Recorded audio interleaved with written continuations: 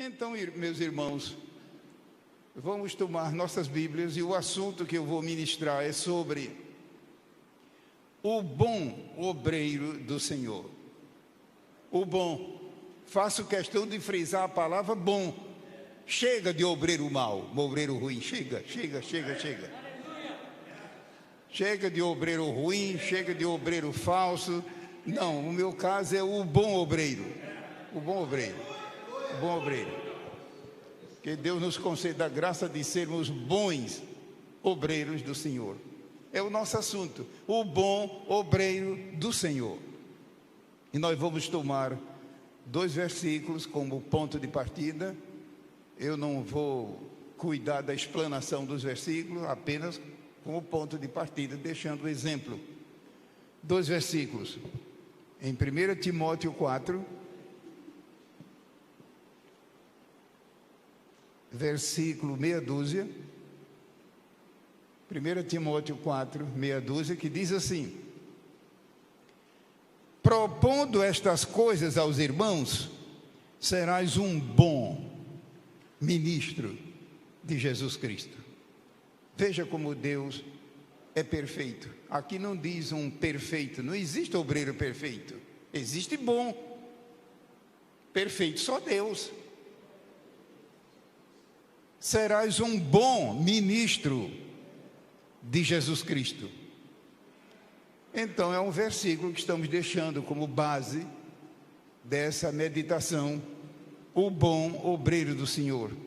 Serás um bom ministro de Jesus Cristo, criado com as palavras da fé. Veja, não é fabricado. Fabricar é fácil. É só ter uma planta. Como é que se fabrica automóvel? Os engenheiros trabalham durante algum tempo criando, depois vai sair 10, 20, 30 mil carros iguaizinhos. Como é que se fabrica canetas? É somente ter uma matriz, mas a Bíblia não diz que é fabricado, é criado. São todos diferentes, criado com as palavras da fé e da boa doutrina. Que Deus nos guarde, irmão, de nunca invertir isso aqui. Deus quer primeiro a fé, ou seja, a espiritualidade do obreiro. A palavra fé aqui não vai pensar que é fé no sentido salvífico. É fé no sentido de a vida cristã, a vida espiritual, a vida de fé. Aquilo que está lá em Hebreus. Fé, a vida espiritual, isto é fundamental na vida do obreiro. Eu sei que dá trabalho. Se o dia tivesse 100 horas, não dava para o obreiro. Você que é obreiro sabe disso. Se o dia tivesse 100 horas, não dava. Mas é possível, com a graça de Deus, cuidar desta parte que diz a fé, a vida espiritual, a espiritualidade, a comunhão com Deus. Mas veja, além da fé é preciso, diz o versículo, a doutrina. E espiritualidade sem doutrina leva ao extremismo, leva ao exagero, leva ao extremismo. Agora, inverta os papéis. Imagina uma pessoa que é de fato bamba em doutrina, conhece doutrina a fundo. Maravilha. Só que não quer saber da espiritualidade, de primar pela espiritualidade. Isto gera formalismo, isto gera frieza, enfim. Então é um grande texto para meditação esta tarde. Propondo estas coisas aos irmãos, serás bom ministro de Jesus Cristo, criado com as palavras da fé e da boa doutrina que tem seguido. O outro texto é no Antigo Testamento. Eu procurei equilibrar um texto do Novo e um texto do Antigo Testamento.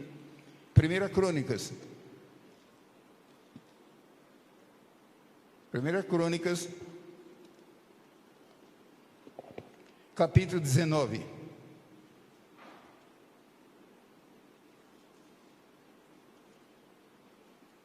E versículo 10. Glória a Jesus. O versículo 10 diz assim, 1 Crônicas 19, 10. Lembre-se que a repetição que eu estou fazendo não é mau costume, é meditação, estudo bíblico. A pregação devemos evitar isso, né? Mas estudo bíblico, meditação, é normal reiterar a referência. 19:10. Vendo Joabe que a frente da batalha estava contra ele por diante e por detrás, fez escolha dentre os mais escolhidos. Como é que Joabe conseguiu isso? Faça uma ideia. Depois a sós deu um jeito para pensar, como é que ele conseguiu isso aqui? E escolher dentre os escolhidos. Não deve ter sido fácil. Quanto tempo ele levou? Como é que ele fez isso? Que era uma situação dificílima. Ele já estava com a tropa de elite, escolhido. Agora estava escolhido dentre os escolhidos. Como chegaremos a esse ponto como obreiros? Há obreiros que é escolhido dentre os escolhidos. Como é que ele chegou àquele ponto? Como é que o irmão chegou a esse ponto? Eu dormi de noite, sonhei, quando acordei estava assim. Mentira, não existe isso. Como é que o irmão e a irmã chegou a esse ponto? É o seguinte, eu dei 3 espirros, 3 pulos e fiquei assim, conversa. Houve um preço a pagar, houve uma participação humana. E diz aqui, propondo estas coisas aos irmãos, serás bom. Mas lá em Crônica diz que Joabe, os irmãos conhecem essa situação aqui? A situação aqui foi uma guerra que estava sendo travada. E quando Joabe, que era o comandante do exército, descobriu, estava cercado pela frente e também pela retaguarda. Então foi preciso, dentre os escolhidos, fazer escolha. É claro que eu estou levando a coisa para o lado espiritual. Para o lado espiritual. Então, um texto do Antigo, outro texto do Novo Testamento, outro texto do Antigo. O primeiro pontinho que eu gostaria de abordar sobre o bom obreiro do Senhor. Ou seja, como o obreiro do Senhor pode se tornar um bom obreiro e continuar melhorando, continuar se aprimorando, continuar se aperfeiçoando. Que um obreiro poderá chegar ao ponto de dizer, sabe de uma coisa?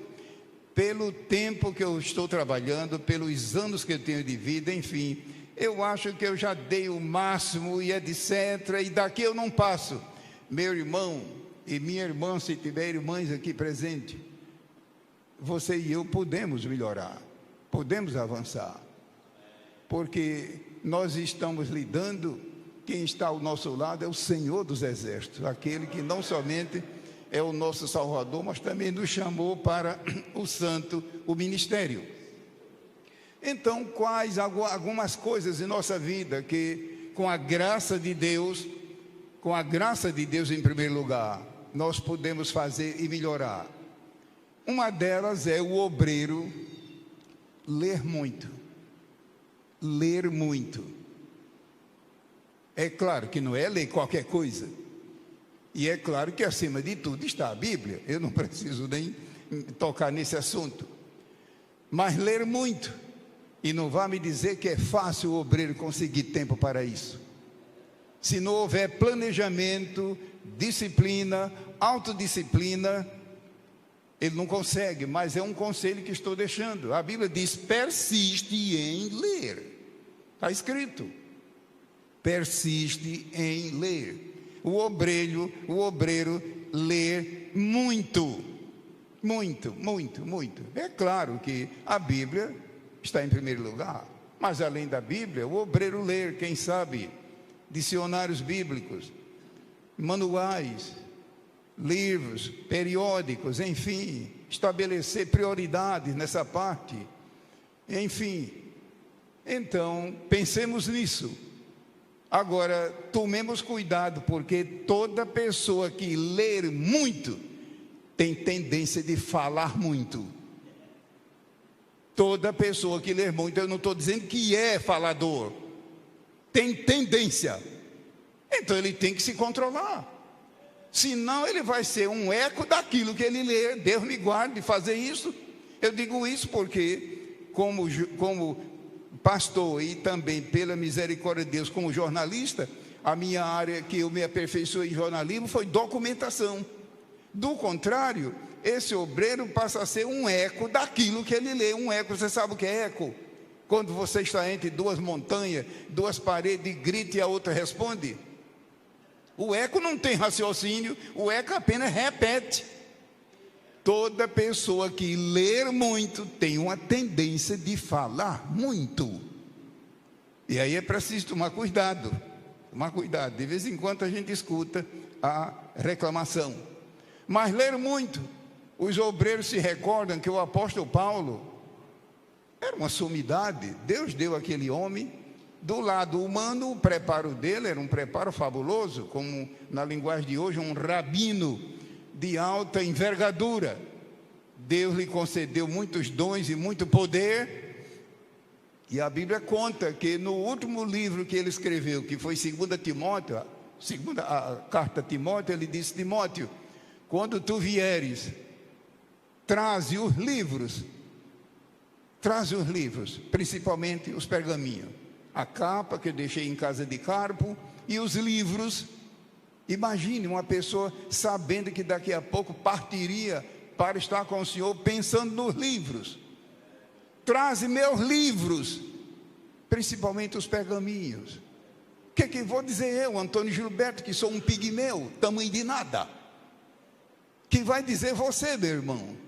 Nunca esqueço de uma vez, irmão Emanuel, que há muitos anos atrás, na nossa igreja em Cordovil, não era no Templo Novo, no Antigo, um irmão, que eu não vou dizer o nome, eu não quero saber de nome, sim, do fato, ele procurou o pastor Valdir, que na época era o pastor da igreja, para realizar uma cruzada de bairro, regional, local. Tudo bem. E eu fui convidado para fazer parte da equipe de apoio logístico. Tudo bem. Muito bem, esse pastor veio daqui da região que nós moramos aqui no Sudeste brasileiro, e etc., reunião preparatória, do lado dele, do nosso lado, enfim, reunião de rotina. E nunca esqueço de uma hora em que ele disse: eu não tenho livros além da Bíblia, e não quero livro nenhum além da Bíblia. Eu disse: então, infelizmente, eu nem posso convidá-lo para tomar café em minha casa, porque eu tenho meus livros. E eu fiquei pensando, como é que este homem se situa no Novo Testamento? O auditório aqui se recorda que o primeiro versículo do Novo Testamento começa com a palavra livro. Livro da geração de Jesus Cristo. Eu não vou abrir para ler, porque toma tempo, mas quem é que não conhece Mateus 1:1? Livro da geração. Então, meu irmão, imagine se você não quer saber de livro, como é que você vai se entender com o Novo Testamento? Hoje aquele homem está marginalizado. Não vou dar mais detalhe, que você termina descobrindo quem é, mas eu desconfiei dele. Agora, é claro que em primeiro lugar, a Bíblia.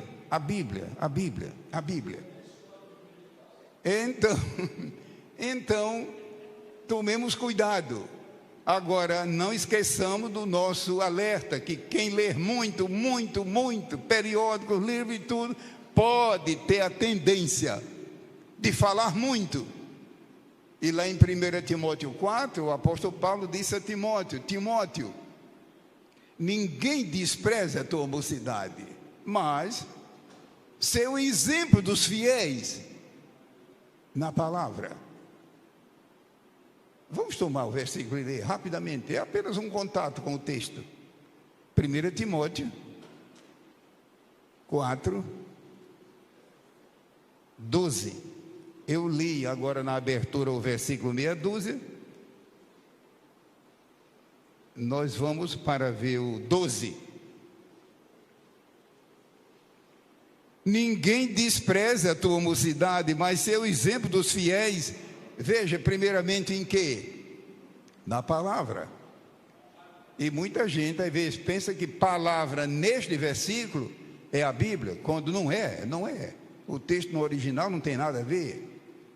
Quem sabe se algum colega aqui, por algum descuido, já não pregou e ensinou isso aqui errado. pensando que no versículo 12, palavra aqui é a Bíblia. Não, não, não, não. Timóteo, toma cuidado com a linguagem. Toma cuidado com a fala. Toma cuidado, equilibra o uso da fala, a linguagem. Mas palavra aqui não é palavra significando a palavra de Deus. E os irmãos sabem que é um dom maravilhoso que só o ser humano tem, a linguagem articulada.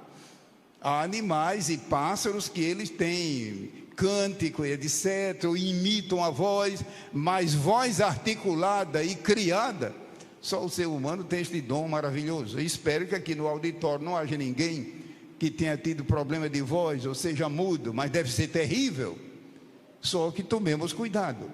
Então, meu primeiro ponto, como o obreiro que já é um bom obreiro pode melhorar? Lendo muito, a partir, é claro, da Bíblia. Um segundo fator, como o bom obreiro pode melhorar, pode avançar, o obreiro cursar formalmente.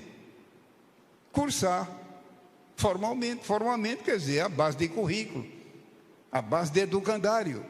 Hoje o estudo está muito adiantado, a ciência não para, de modo que nem eu vou me deter aqui a dar detalhes, mas há anos atrás, 10 ou 15 ou 20 ou 30 anos atrás, as coisas eram muito diferentes. Hoje, a facilidade é incrível para estudar, de maneira formal.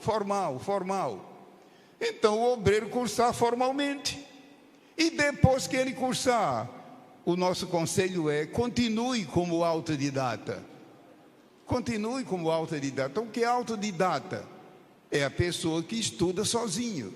Só que talvez como obreiro, eu não sei se aqui no auditório eu sou aqui o mais idoso, é bem possível. A gente olha daqui os rostos e é bem possível que eu seja o mais velho de todos aqui. Eu estou agora com 85, estou indo agora para 86 anos. Então um colega ali levantou a mão. É muita idade.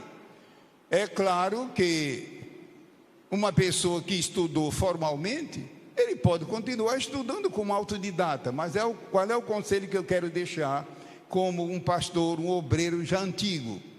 É que se você, meu irmão, estuda autodidaticamente, ou seja, sozinho, peça ajuda de um pedagogo cristão.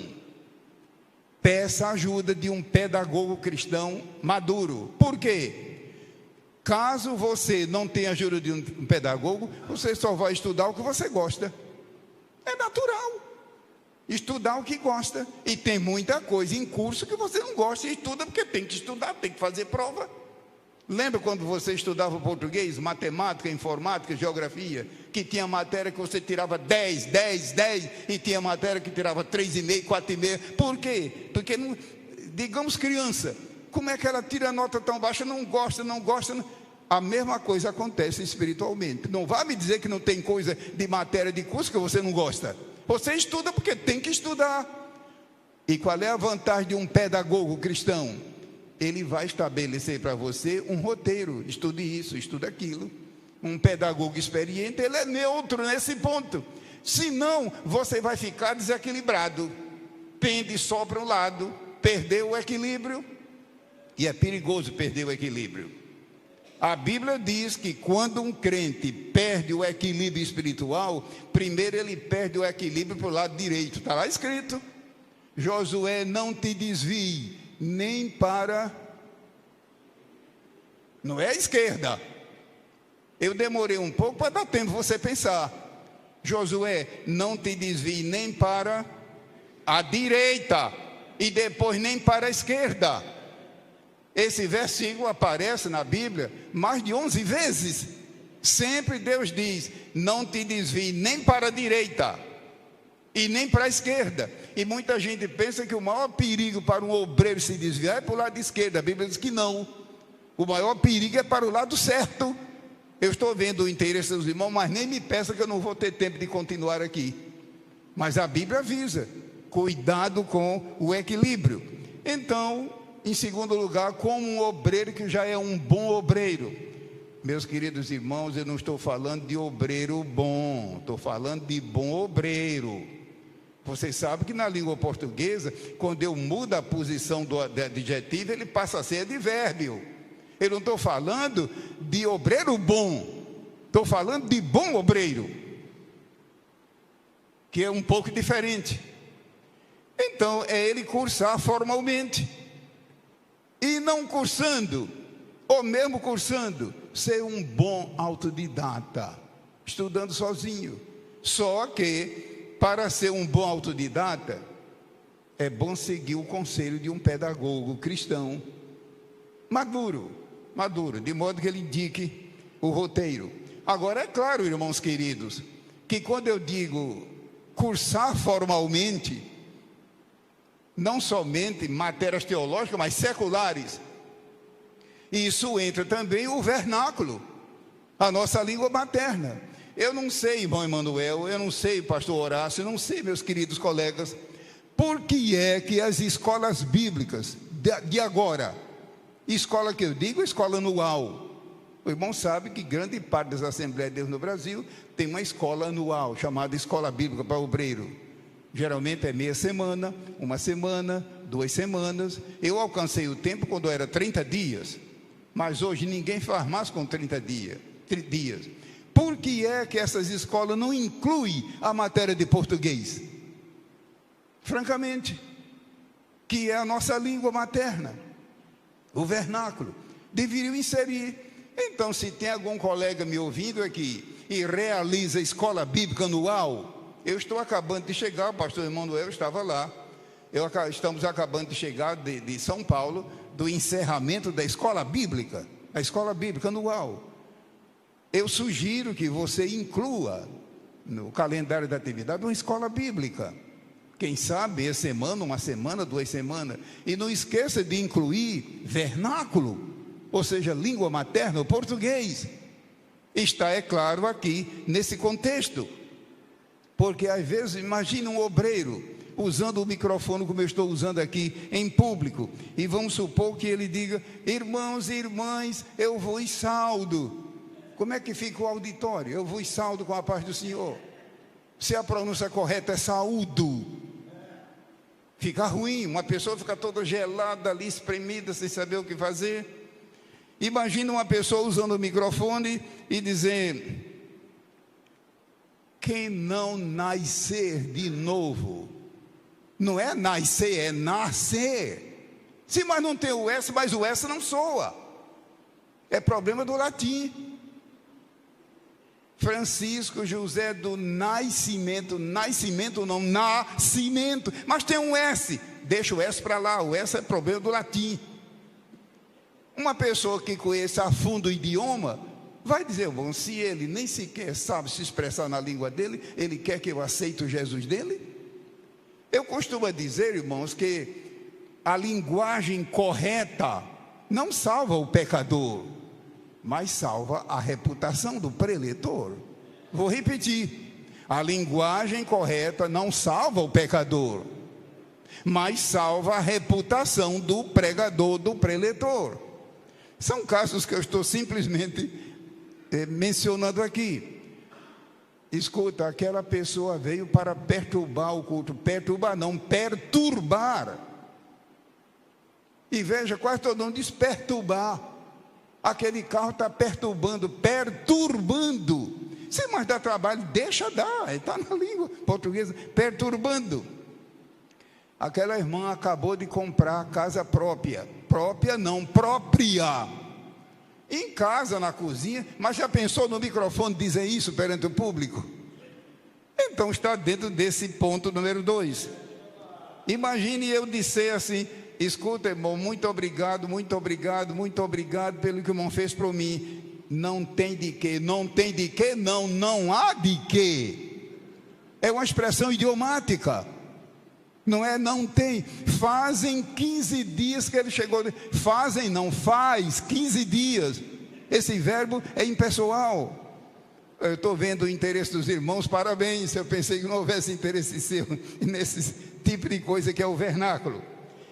Vamos para um terceiro pensamento. Como o bom obreiro, pode melhorar. Pode melhorar. O obreiro relacionar-se com pessoas cultas. Dá trabalho. Pessoas cultas que eu estou dizendo, mas pessoas simples. Geralmente toda pessoa culta é muito simples. Quando você vê gente que separa-se de todo mundo e é cheio de 9 horas, pode ver que não é ninguém. Toda pessoa competente é simples, fácil de você se aproximar. O obreiro relacionar-se com pessoas cultas, participar de eventos evangelísticos, cristãos. Eu sei que não é fácil. O dinheiro que você gasta, viagem, sono, pousada e tudo. Mas, meu irmão, vale a pena. Agora tem que ver quem é que está lecionando. Infelizmente, acontece às vezes de você voltar de um evento e dizer: está vendo, perdi meu tempo, perdi meu dinheiro, perdi tudo. Infelizmente acontece isso. Eu aconselho aos colegas que estão me ouvindo, que são pastores de igreja, tenha cuidado com quem você convida, para depois não haver tanta frustração. Mas um terceiro elemento que pode ajudar em um obreiro que já é um bom obreiro ser um obreiro ainda melhor: relacionar-se com pessoas cultas, participar de eventos cristãos apropriados e também adquirir o material midiático, que geralmente é distribuído ali, guia de estudo, DVD, enfim, material. Agora, eu estou fazendo uma ressalva: quem é essa pessoa?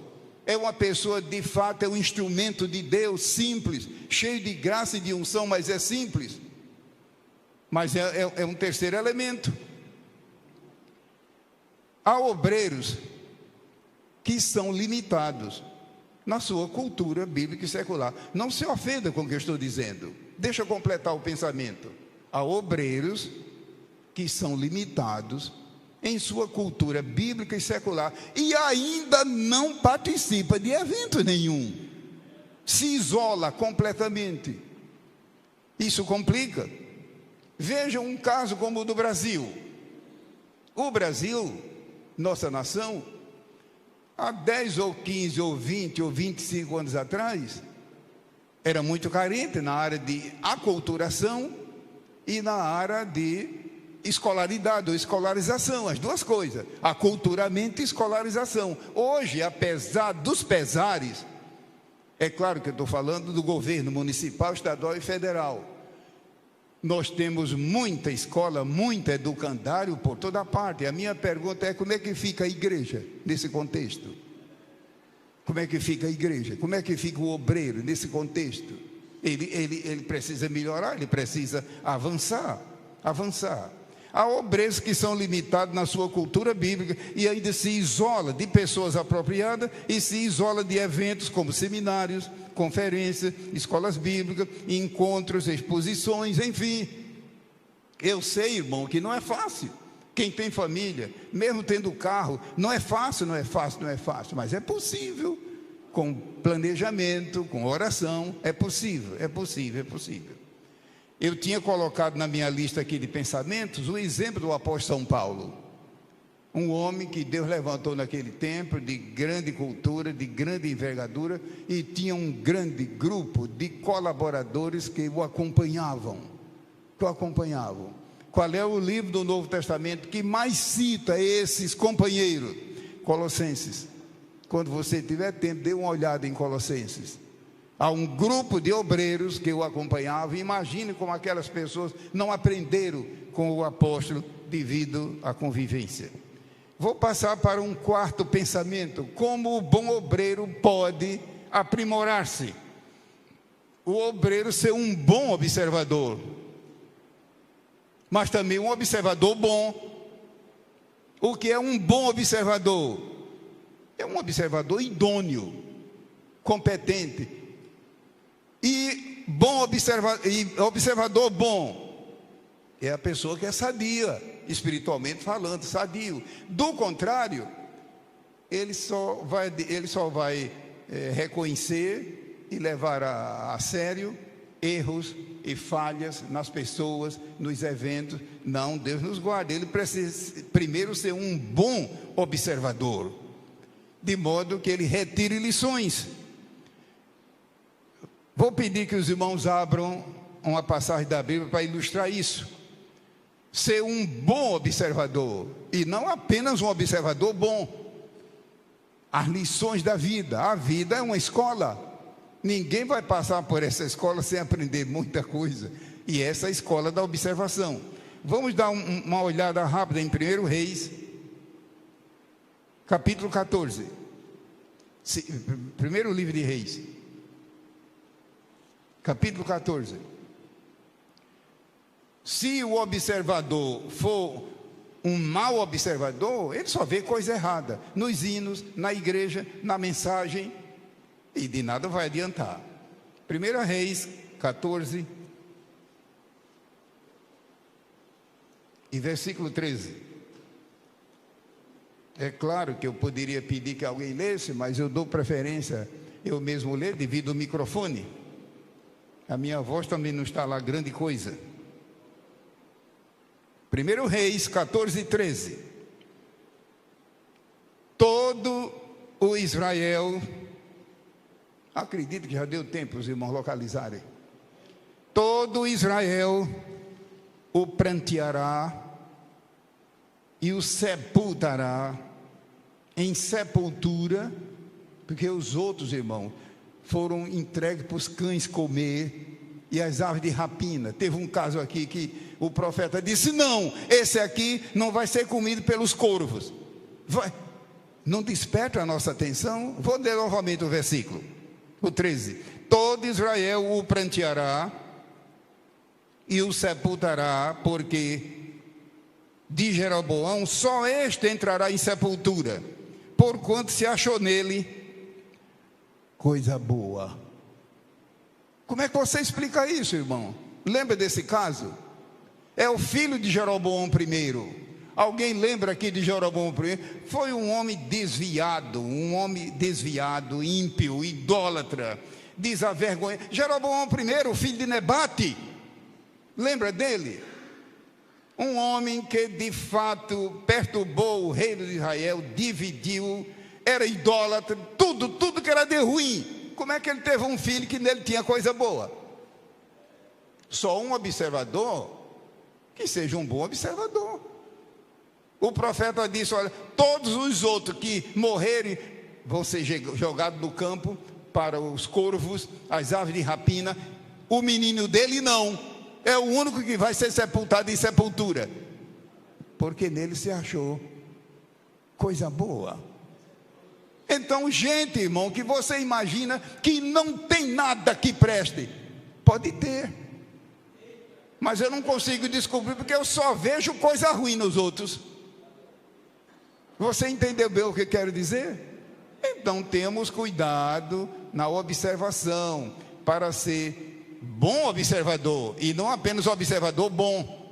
Do contrário, a pessoa só vê hino errado, orquestra errada, toca errado, prega errado, o templo está tudo errado, quando pode haver coisas boas. Como é que você explica esse menino ter coisas boas?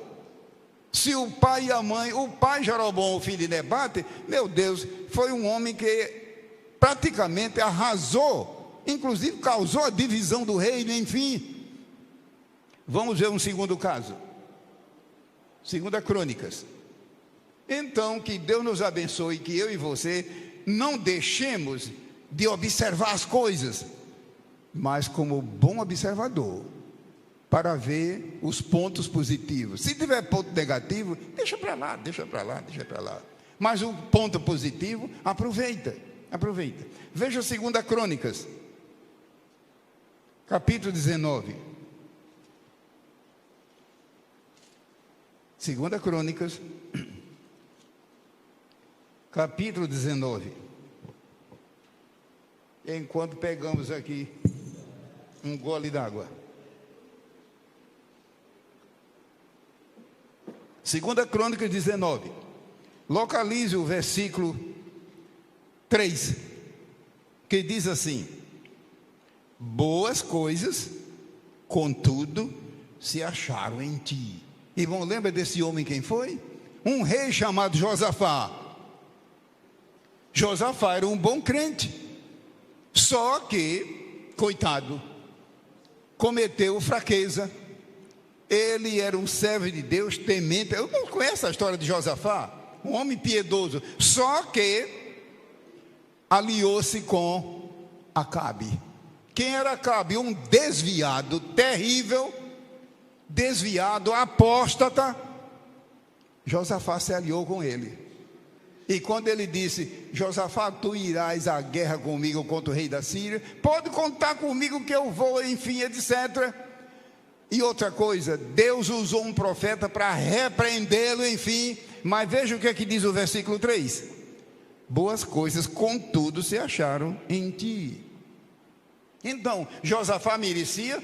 Não, Josafá merecia castigo, morte, em tudo. Mas nele foram encontradas coisas boas. É a Bíblia que diz. Então, irmão, tem gente por aí que você e eu fica falando, só vendo coisa errada na vida dele, na igreja dele, no trabalho dele. Pode ter coisa boa no meio, mas a gente é tão ruim que só vê o lado errado. Depois medite quando você puder. No caso do filho de Jeroboão, que não deu tempo de meditar, depois leia aquela passagem toda. E depois estude com cuidado essa passagem aqui de Josafá, que eu estou apenas mencionando sem tempo. Veja, Deus não esquece, Deus usou um profeta. Só olha, você vai ser uma exceção, porque em você se achou coisas boas. Não é querendo dizer que ele ia para o céu, mas veja como Deus é justo. Então que Deus tenha misericórdia de mim e de você. E quem sabe se nós não temos coisas boas e o povo só fala ruim da gente. Só fala ruim. Deus nos guarde. Um quinto pensamento que estamos deixando nessa reunião de obreiros, sobre o bom obreiro do Senhor. 1 Timóteo 4,6. Propondo estas coisas aos irmãos, serás um bom. Veja, não é perfeito. Não existe obreiro perfeito, infalível. Deus sabe que o meu trabalho e o teu não é perfeito, mas Ele aceita. Quando trabalhamos com fé, com alegria, com gratidão, com amor, com retidão, Deus aceita. Deus é justo, Ele não diz: serás um obreiro perfeito, serás um bom. Bom não é perfeito. É tanto que em Mateus 25 Ele disse: bem está servo bom e fiel. Não é servo perfeito, mas esse servo bom pode melhorar. É o que nós estamos abordando. Como é que o obreiro, mesmo um obreiro maduro, pode progredir e avançar e aperfeiçoar-se? Um quinto pensamento: o obreiro deve sempre estudar a Bíblia. Se você está tomando nota, eu aconselho você a sublinhar a palavra sempre. Sempre estudar eu não posso admitir uma pessoa que é obreiro, diácono, auxiliar, chefe não sei do que, do coral, enfim, vínculo com o ministério, não posso admitir que ele não estuda a Bíblia sempre, ou seja, continuamente. É claro que acontece um dia ou outro, você tem que viajar, um caso de doença, quem é que não entende isso? Mas fora disso, sempre. E quais são os conselhos que eu estou deixando? Para estudar a Bíblia, sempre, estudar não é ler, sempre, você precisa ter organização, ser organizado. Organizado em que sentido? Tempo. Qual é o tempo que eu reservei para estudar? E se for possível, respeitar aquele tempo. De vez em quando muda. No meu caso, se os irmãos me der licença de eu citar exemplos meus, já houve casos na minha vida que eu estudava a Bíblia à noite. Pegava muitas vezes de 11h30 até meia-noite e meia. Depois a coisa mudou e eu passei a estudar no outro horário. Hoje já está no outro horário. Isso é normal, depende das circunstâncias, mas estudar sempre. Horário, local de estudo, se for um local impróprio. Então, qual é o local onde você estuda a Bíblia? É um local apropriado? É um local onde há silêncio? Já pensou um casal que tem crianças pequenas e etc? Tudo isso tem que pensar. E outra coisa, e a iluminação no local. Já pensou você estudar a Bíblia e não consegue porque está tudo escuro? Pensemos nisso. organização. Envolve tempo, horário, local de estudo, silêncio, iluminação, mas requer também método. Como é que você vai estudar sem método? Como é que você estuda gramática, matemática, informática, sem método? Não existe. Tem que haver um método. Eu tomo a liberdade de citar para os irmãos que se alguém aqui precisa ter uma ideia de método de estudo da Bíblia, no meu livro Manual de Escola Dominical, eu coloquei pelo menos os 7 principais. São muitos. Lá eu coloquei os 7 principais. Mas, meu irmão, você dizer que estuda a Bíblia sem método, não é possível estudar sem método. O que quer dizer a palavra método? Inclusive essa palavra está no Novo Testamento. Não como em português, M-E-T-O-D-O. É claro que está no original. É um caminho para chegar a um destino. Se eu vou daqui, por exemplo, para Petrópolis e não conheço a estrada, nem tenho GPS, como é que eu chego lá? Se não tiver uma informação, um mapa, uma coisa, tem que haver um método. Então, organização, método de estudo, mas é preciso muita concentração e oração. Concentração. Eu sei o que significa isso, porque agora, por exemplo, quando meu irmão faleceu, eu tive que correr lá às pressas, mesmo depois, eu passei um mês fora do Brasil, a serviço. O irmão Horácio acabou de mencionar que eu, pela graça de Deus, faço parte do diretório de uma universidade da Assembleia de Deus lá na América. E eu brincando com eles, agora há pouco tempo, eu disse: para que vocês querem um brasileiro aqui? Vocês têm tudo aqui. Vocês têm prédio, vocês têm talentos, vocês têm dinheiro. Para que um brasileiro aqui? Eles disseram: mas você se esquece que no Brasil está a maior Assembleia de Deus no momento no mundo. Eu me calei. Então, regularmente eu tenho que ir lá para me desincumbir da minha tarefa, enfim. Mas, voltando ao assunto, concentração e oração. É preciso também anotações. Eu aconselho anotações organizadas. Como é que vamos ter anotações organizadas se eu não tenho organização? Qual é a organização, irmão Gilberto? Meu irmão, há uma meia dúzia que eu poderia sugerir, como seja ordem alfabética, enfim. Mas quem estuda a Bíblia, você tem que fazer anotações. Eu louvo a Deus porque nesses 60 e poucos anos de estudo da Bíblia, eu comecei a estudar a Bíblia em 53.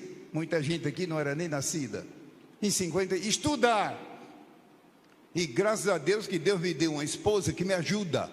Se não fosse a ajuda da irmã Yolanda, não conseguiria. Hoje são 15 volumes de 400 páginas, só de notas, de Gênesis e Apocalipse. 15 volumes de 400 páginas. De A a Z, de Gênesis e Apocalipse. Hoje mesmo coloquei mais páginas lá. Eu espero que, se Jesus ainda demorar um pouco, eu consiga publicar aquilo. Mas é matéria digerida, pensada, orada, lágrimas e lágrimas ali. Muitas vezes páginas molhadas de lágrima, de emoção. Mas às vezes também de lutas. E lá está o resultado do trabalho. Eu creio que os irmãos conhecem o livro dos Salmos, onde de vez em quando o salmista fala de lágrimas e lágrimas. Diz que o choro pode durar até uma noite. Glória seja a Deus. Então, estudar sempre a Bíblia. E eu vou tomar uma referência e passar adiante, que o nosso tempo já está chegando. Dê uma olhada rápida no livro de Esdras, capítulo 7. São passagens conhecidas. Esdras. Muita gente pronuncia, já que é reunião de obreiros, muita gente pronuncia Esdras. Se você puder, pronuncie com o E aberto, Esdras. Mas se disser Esdras, nem por isso nós vamos brigar. 7, versículo 10. Livro de Esdras. O Brasil, sendo um país como é imenso, As pronúncias variam de vez em quando. Há lugares que o som é aberto, no outro lugar o som é fechado. Esdras 7, versículo 10. Que diz assim: porque Esdras tinha preparado. Você ainda vem dizer que eu e você não tem? Não, irmão, não. Para conhecer a Bíblia a fundo, basta ser cheio do Espírito e ficar quieto. Deus despeja tudo lá dentro. E agora, que é esse versículo aí? Esdras tinha preparado o seu coração, ele fez a parte dele. Ou seja, se não fizermos a nossa parte, como é que Deus fará a parte dele?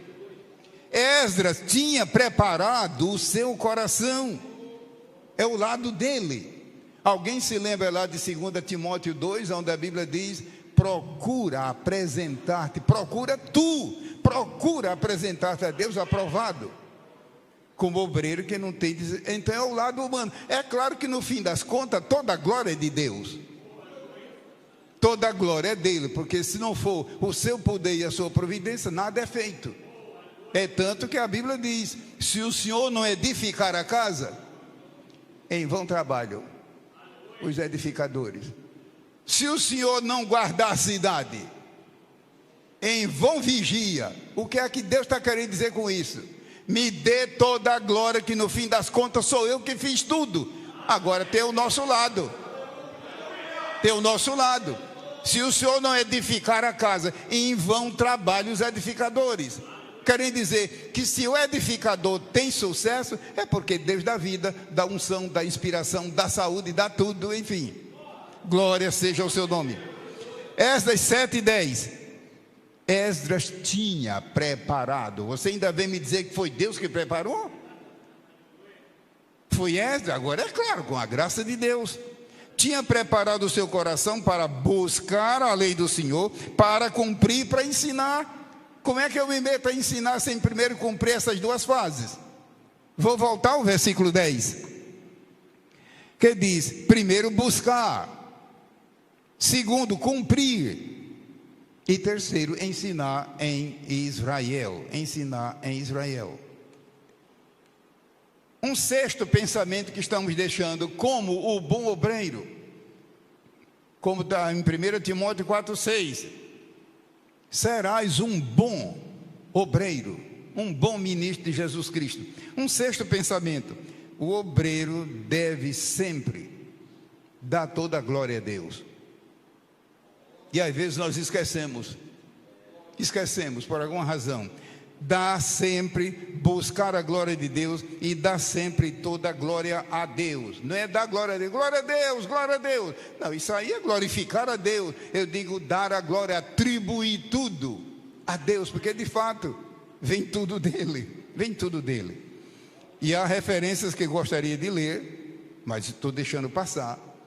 Um sétimo pensamento: como o bom obreiro pode aprimorar-se, melhorar.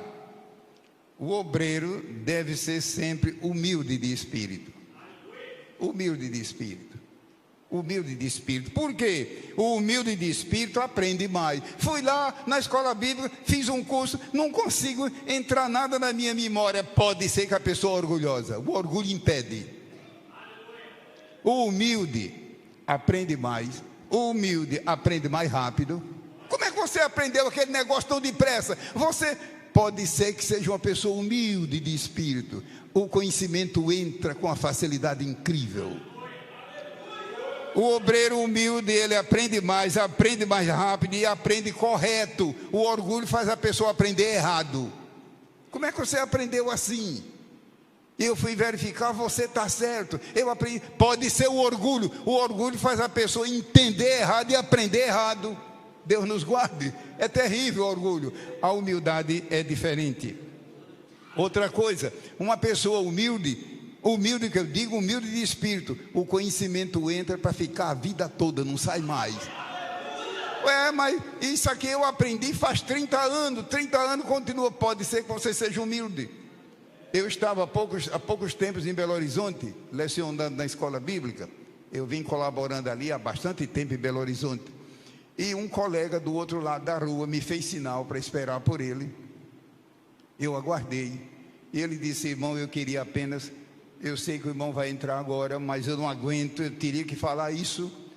E pedi para o irmão me aguardar aqui, porque aquele assunto que o irmão ministrou da vez passada, entrou e não saiu mais. Cada vez está mais vivo, mais vivo, mais vivo. E eu fiquei admirado, porque aquele obreiro é um homem talvez de uns 80 e tantos anos de idade. Eu fiquei pensando comigo, deve ser um obreiro humilde, porque o ensino quando entra no humilde não sai mais. Não sai mais. Um oitavo pensamento que estamos deixando: como é que o bom obreiro serás um bom ministro de Jesus Cristo pode melhorar? O obreiro orar mais e orar muito mais. Eu sei, meus irmãos, que não é fácil eu, Antônio de Gilberto, dizer, eu tenho que confessar meus pecados. Não é fácil eu dizer isso, mas eu pergunto, quem vai aqui? Eu vou chamar aqui irmão Horácio, irmão Manuel, para num segundo ocupar o meu lugar? Eu mesmo tenho que falar. Em que sentido? Porque alguém poderá pensar aqui que eu sou um gigante na oração, e Deus sabe que não é bem assim. Então ensinar numa hora dessa é difícil, mas o obreiro orar mais e orar muito mais. Agora não se esqueça que orar é uma coisa tão maravilhosa que você pode orar de 1000 maneiras. É claro que às vezes nós podemos orar de rosto no chão, prostrado, agradecido, e tem hora que você está até no volante, de olhos abertos, e está orando, e Deus está ouvindo, porque é o momento que você tem para orar. Graças a Deus que a oração é maneira ilimitada de orar, e Deus ouve. Agora, se eu posso orar em pé, não devo orar deitado. Se eu posso orar ajoelhado, não devo, enfim, depende. Mas graças a Deus que podemos orar, e Deus ouve a nossa oração. Glória seja ao seu santo nome. E nessa parte da oração, deixa-me ilustrar com um versículo. Nosso tempo, falta agora poucos minutos. Jeremias 33 e versículo 3. Jeremias 33, 3. Glória, os irmãos estão alegres com Jesus? Amém. Graças a Deus, um povo alegre vai longe, irmão. A alegria do Senhor é a nossa força. Um povo alegre vai longe. 33, 3. Jeremias: clama a mim e responder-te-ei. Então veja, é muita coisa que Deus nunca fará se a gente não orar. Clama a mim. Eu estive olhando isso aqui no texto hebraico. Pela graça de Deus temos liberdade. E clamar aqui é oração continuada. Não é apenas clamar uma vez, mas clamor constante. Clama a mim e responder-te-ei, e anunciar-te-ei coisas grandes e firmes, coisas que não vão mudar e que não sabes. E veja, o caminho é a oração. E de fato, você que é obreiro sabe que tem muita coisa na vida do obreiro que ele só aprende só com Deus, a sós com Deus, na escola da oração. Inclusive coisa a respeito do povo que você trabalha com ele e trabalha para ele. Um nono pensamento, um nono item, um nono pensamento que pode ser uma bênção na vida do obreiro, no sentido dele melhorar, aperfeiçoar-se, avançar. É o obreiro ter continuamente sobre si o óleo da unção do Espírito Santo. Eu estou usando simbologia do Antigo Testamento. Os irmãos se lembram que lá os ministros eram ungidos de maneira permanente. A Bíblia diz que Moisés derramava o óleo, não era pingava, derramava o óleo da unção. Lá no Salmo 133, que nós vamos ler rapidamente. Eu creio que você conhece bem essa bênção, que é o Salmo 133, um salmo bem curtinho, mas não custa nada uma passagem rápida no versículo 2. Salmo 133. É um dos livros muito mencionados no Novo Testamento, é o livro de Salmos. 133. E versículo 2. O primeiro diz: ó, quão bom e quão suave é que os irmãos vivem em união. Irmãos, estão vendo como a lei que eu digo como dispensação, lei com L maiúsculo, como a lei era uma dispensação limitada, só pôde levar Israel até a união, já era uma grande coisa, não conseguiu levar o povo à unanimidade. Você conhece a palavra unanimidade no Antigo Testamento? Não existe. E no Novo Testamento, a todo instante aparece unanimidade, unidade, unanimidade. Mas é o Espírito Santo que faz isso, quando ele tem plena liberdade de agir. Ó, quão bom e quão suave é que os irmãos vivam em união. É como o óleo precioso sobre a cabeça. Veja, o Espírito Santo quer, em primeiro lugar, agir em nossa mente, nossa mentalidade, nosso pensamento, nossa inteligência, as funções da inteligência, da mentalidade, inclusive o próprio cérebro, que assim seja na minha vida e na sua, sobre a cabeça. É claro que espiritualmente é a nossa mentalidade, a nossa capacidade mental, que desce sobre a barba, por que é que barba é repetido? Uma vez eu estava conversando isso com um rapaz da escola dominical lá de Corovilho. Um dos rapazes de Corovilho me procurou e disse: irmão Gilberto, eu acho que isso aqui é poesia. Eu digo: não, na Bíblia não existe nada por acaso, tudo foi planejado por Deus. É ela mesma que diz, toda ela é de inspiração divina, toda. Por que é que aqui barba é repetido? Vou repetir a leitura, versículo 2. É como óleo precioso sobre a cabeça. Veja, não diz cabeça, que desce sobre a barba. Por que repetido? E depois diz, e que desce a orla de suas vestes. O óleo da unção divina, ou seja, o poder do Espírito Santo, primeiro na mente. Meu irmão, se não for isso, desculpe a minha linguagem franca, você e eu fica louco. O ministério não é coisa fácil. Eu sei, porque se não fosse a ação do Espírito Santo na minha mente, eu tenho para mim que eu estava sepultado há muito tempo, não aguentaria. Mas Deus renova, restaura, recria, faz tudo novo. Mas quando chega em barba, diz barba. Por que 2 vezes? É melhor deixar essa pergunta para os irmãos pensarem e depois darem uma resposta. Mas não venha dizer que isso aqui é lei do acaso. Porque é que entre os hebreus, qual era o sentido da palavra barba? Porque para nós ocidentais não tem nada a ver. Nós somos brasileiros, moramos no Ocidente, mas no mundo hebreu, qual era o significado da barba entre os hebreus? Não eram os vizinhos. O versículo diz que desce a orla das suas vestes. Lembre-se que vestes aqui eram as vestes sacerdotais. Lembra que o sacerdote, quando ele entrava no santuário, ele vestia-se com vestes apropriadas, que representa o exercício prático do ministério. O exercício prático. E um 10º pensamento, que o nosso horário, meu relógio, faltam 5 minutos, mas o relógio da igreja, está lá em cima. Está certinho, faltam 5 minutos. Então, um 10º pensamento que eu estou deixando: como o bom ministro, o bom obreiro pode aprimorar-se?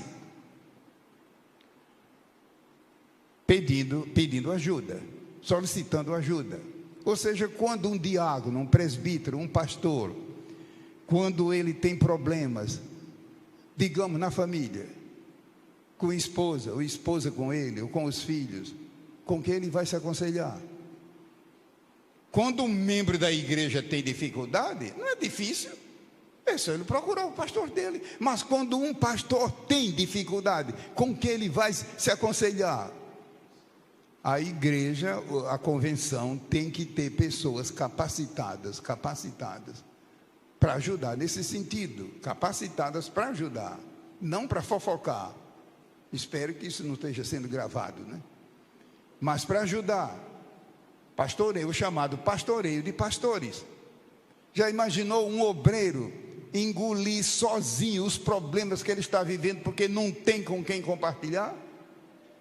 Não há confiança? Com quem o obreiro vai aconselhar-se quando ele tiver dificuldades e problemas e crise? Você ainda vem me dizer que um obreiro não entra em crise? Jesus teve crise. Lembra quando ele disse: Pai, se é possível, afasta de mim este cálice. Se eu beber, contudo, seja feita a tua vontade. E ele enfrentou a crise e venceu e superou. Jesus, como homem, teve crise. Então, a minha pergunta número 10 é: com quem o obreiro vai se aconselhar quando ele enfrenta dificuldades na família, doenças, enfermidades, disciplina, quando ele tem que disciplinar colegas no próprio campo dele, disciplinar, quando ele muda de igreja, muda de campo, quando ele é caluniado, difamado, acusado de maneira injusta, como ele vai se aconselhar? Irmão, lembra que Jesus escolheu 12 e um deles se tornou traidor. E você pensa que você é diferente de Jesus? Não, nunca tive. É só aguardar mais um dia que ele vai aparecer na estrada. É só aparecer mais um dia. Agora, o que vamos fazer se isso acontecer? Fazer como Jesus fez. Jesus deixou Judas de lado, deixou Herodes de lado, e foi direto ao Calvário. Ninguém impediu. E lá ele realizou. Então, que Deus nos acuda nesse particular. Deixemos isso de lado e vamos até o fim da carreira, como está escrito, né? E como o obreiro vai se aconselhar quando houver divisão no campo? E quando houver traição e complô? Por que, irmão Gilberto? Tudo isso está acontecendo hoje, e muito por aí afora. Mas sempre aconteceu, sim, mas acontecia de maneira aqui, hoje está sendo quase que geral. É a aproximação da volta de Cristo. E quando acontece maus obreiros no campo, a igreja aqui se lembra de Davi, quando assumiu o trono, enfim. Irmão, se lembra que, além da revolta do filho dele, de repente apareceu um homem chamado Ziba, com 2 jumentos, carregado de coisa boa, caixa de uva e não sei o que, e aquilo outro, muita coisa. E Davi, coitado, descalço, envergonhado, na descida do Monte das Oliveiras, ele não ia lutar contra o filho. Disse: Ziba. Os irmãos lembram quem era Ziba? Ziba era um servo de Saul. Ziba, para que é que tudo isso? É para o rei, meu senhor. Davi desconfiou, porque ele era servo de Saul. O Ziba não apenas era servo, era parente. Ziba, para que tudo isso? Caixa de passas e azeite, cobertores para o rei. Davi desconfiou. Quando você lê a história, nota que o Ziba era traidor. É o tipo do obreiro que é aberto. Não, eu sou do contra. Mas você lembra que logo ali na frente apareceu um homem chamado Simei. E o irmão lembra que o Simei estava com as mãos cheias de pedra, jogando em cima do rei Davi, jogando no jumento que o ia transportando, jogando poeira, inclusive gravete, jogando e dizendo: bem feito, hoje você começou a pagar sua conta, seu sanguinário. É tanto que Isael, um dos guerreiros de Davi, disse: Davi, basta piscar o olho para mim, eu tiro a cabeça dele. Davi disse: não, deixa. Esse é tipo do obreiro, é tipo do opositor declarado, que é do contra. Quando um obreiro enfrenta uma situação dessa, com quem ele vai se aconselhar? Então é um ponto que parece negativo. A igreja, a convenção, precisa ter homens de Deus, instrumentos de Deus, usado para isso, para aconselhar. Quem tiver interessado depois, convém ler Atos 15, o capítulo todo, onde tem um pouco disso aqui. Concluindo, meus irmãos, eu queria concluir com 2 versículos também. Eu comecei com 2. Comecei com 1 Timóteo 4,6, aonde a Bíblia diz: propondo estas coisas aos irmãos, serás um bom. Deus não diz perfeito, Deus diz bom, ministro de Jesus Cristo. Eu li também Crônicas, aonde diz que foi encontrado coisas boas naquele caso. Mas queria ler Lucas 10, versículos 1 e 2 para concluir. Lucas 10,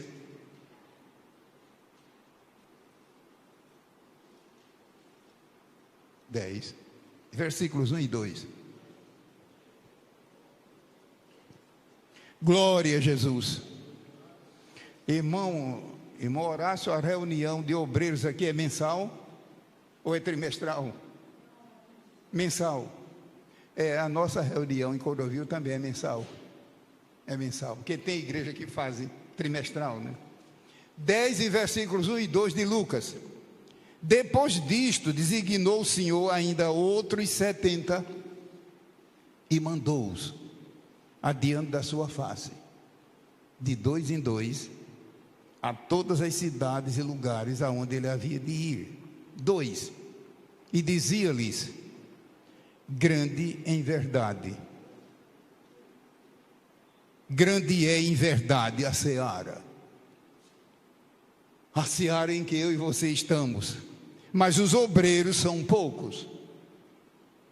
Os obreiros mesmos, obreiros legítimos, são poucos. Rogai. Então, aquilo que eu disse no princípio, o santo ministério da intercessão. Por que é que Deus age assim? Não sei. Deus não tem obrigação de dar satisfação nem a você nem a mim. Mas é muita coisa que Deus nunca fará se a igreja não interceder, se o crente não interceder, se nós não jejuarmos. Olha aqui uma evidência: rogai ao Senhor da seara que envie. Então, esta tarde, que temos aqui dezenas de obreiros, a começar de mim mesmo, oremos no sentido intercessório, sempre, sempre, sempre. Senhor, envia obreiros, envia tu mesmo, Senhor, obreiros, não são perfeitos, mas são bons obreiros. É claro que nenhum obreiro inicia o seu trabalho de maneira satisfatória. Quem é que não sabe disso? Todo mundo inicia como recruta. Mas não vai me dizer que você hoje cometa os mesmos lapsos que cometia quando ingressou no ministério. Observando, aprendendo, amadurecendo. Lucas 10, 1 e 2. O 2 termina dizendo: rogai, pois, ao Senhor da seara. Quem sabe se é razão porque nós estamos tendo tão maus obreiros hoje, não é por causa de falhar aqui. Oremos mais, intercedendo. Mas a causa não é minha, é nossa. Ela é do Senhor, mas é nossa. A segunda referência que queria deixar é Romanos capítulo 11 e versículo 13. Romanos. Então, o nosso pedido, a começar por mim, intercedamos mais diante de Deus para Ele enviar obreiros. E é claro que quando Deus toma a frente, são obreiros, não são perfeitos, mas são bons obreiros. Romanos 11, versículo 13. Porque convosco falo, gentios, que enquanto for apóstolo dos gentios, glorificarei o meu ministério. O apóstolo Paulo dizendo: enquanto eu for apóstolo dos gentios, eu elevarei meu ministério, eu melhorarei. A palavra glorifica, uma das palavras mais difíceis da Bíblia é a palavra glória, porque depende do contexto. Nesse contexto aqui, quando diz glorificarei, em que sentido? Elevarei, melhorarei, aprimorarei, farei tudo para um ministério excelente. Eu exaltarei, eu glorificarei o meu ministério. Então, irmãos queridos, eu peço licença para encerrar aqui, devolver o microfone para o pastor Horácio, E também peço licença aos irmãos de retirar-me em seguida, porque preciso retornar para casa, devido às atividades daqui a pouco, lá na igreja, que temos algum compromisso, senão ficaria com os irmãos até o encerramento. Mas a razão é que dia de domingo, como os irmãos sabem, é um dia cheio para todos os obreiros, e eu peço licença para retirar-me imediatamente. Mas peço que o pastor Horácio ou o pastor Emanuel reassuma o microfone aqui. Que a graça de Deus seja multiplicada sobre cada um de nós, nossas famílias, nossas igrejas e também o povo a quem nós servimos pela graça de Deus. Amém. Glória a Jesus.